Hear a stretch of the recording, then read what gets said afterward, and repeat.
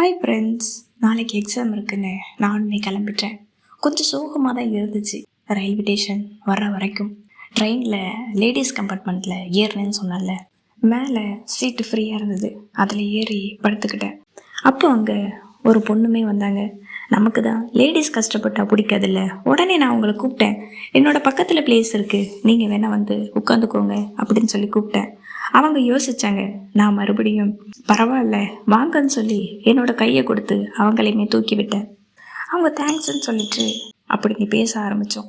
அவங்க அப்படி ஒரு வாயாடி பேசுனாங்க பேசிக்கிட்டே இருந்தாங்க. அதில் ஒரே ஒரு விஷயம் மட்டும் 2 பேருக்குமே கரெக்டாக இருந்துச்சு. காஃபி 2 பேருக்குமே அவ்வளோ பிடிக்கும். வர்ற வழியில் ஒரு காஃபியுமே வாங்கி சாப்பிட்டுட்டு 2 பேருமே பேசிகிட்டு இருந்தோம்.